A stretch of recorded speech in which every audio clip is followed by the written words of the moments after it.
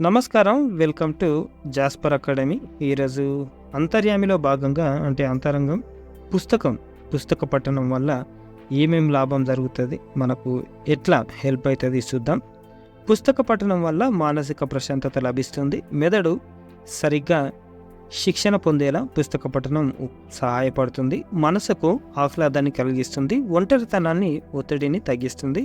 ఏకాగ్రతను మెరుగుపరచడంలో పుస్తకం కీలక పాత్ర పోషిస్తుంది. కాబట్టి పుస్తక పఠనంపై ప్రతి ఒక్కరూ దృష్టి పెట్టాలి. ఇటీవల చాలా వరకు గ్రంథాలయాలు శిథిలావస్థకు చేరినట్లు చూస్తున్నాం.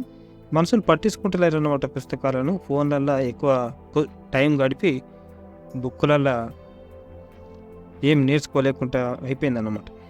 పాతకాలంలో అయితే బుక్కులు, లైబ్రరీలు అన్నీ ఉంటుండే, అన్నీ నేర్చుకునే దానికి స్కోప్ ఎక్కువ ఉంటుండే. ఇప్పుడు మొబైల్ ఫోన్స్ వచ్చి ఎటు అకౌంట్ అయిపోయింది. చూద్దాం. చిరిగిన చొక్కా అయినా తొడుకో, కానీ మంచి పుస్తకం కొనుక్కో అన్నారు గురజాడ అప్పారావు. పుస్తకానికి అంతటి శక్తి ఉంది. మరి ఒక మంచి పుస్తకం 1000 మంది మిత్రులతో సమానం అన్నారు మరో మహానుభావులు. ఇలా పుస్తక గొప్పతనం గురించి ఎందరో మహానుభావులు తెలియజేశారు.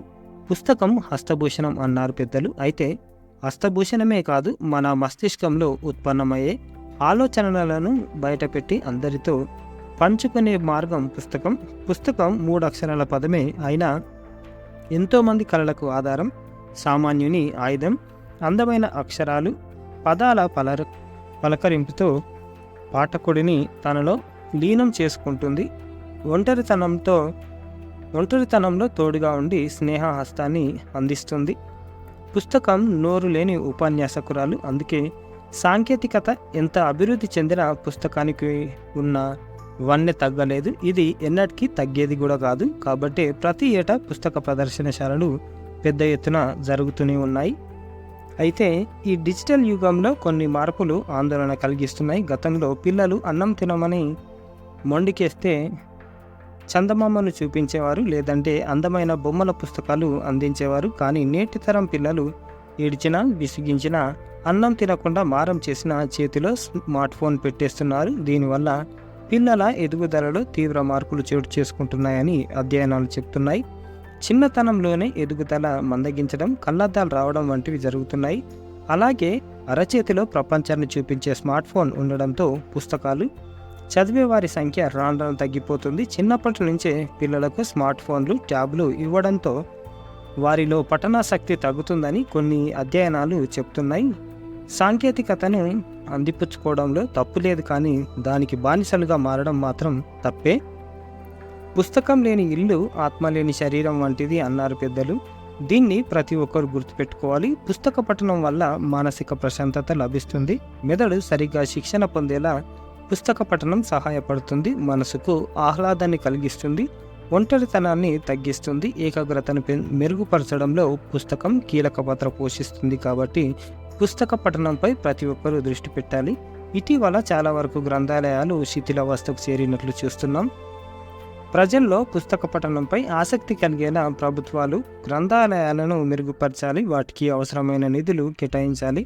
కొత్త పుస్తకాలు కొనుగోలు చేసి అందుబాటులో ఉంచాలి. ముఖ్యంగా పాఠశాల పిల్లలు ప్రతి వారం వాటిని సందర్శించేలా ఆదేశాలు జారీ చేయాలి. అలాగే పాఠశాలలు, కాలేజీల్లో ఖచ్చితంగా గ్రంథాలయం లైబ్రరీ ఏర్పాటు చేయాలి. తరగతులతో పాటు రీడింగ్ అవర్ని కూడా వారి టైం టేబుల్లో తప్పక ఉండేలా చూడాలి.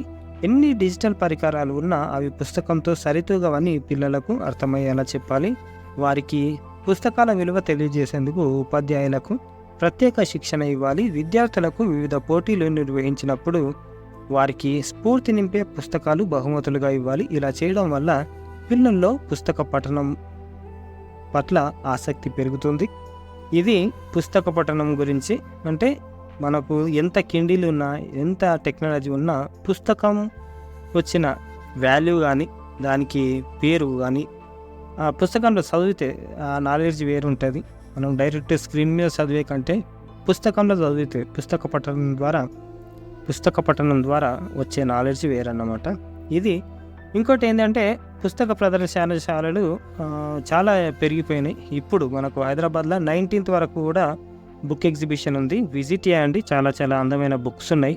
చాలా నాలెడ్జ్ దొరుకుతుంది. తక్కువ కాస్ట్లో బుక్స్ ఉన్నాయి.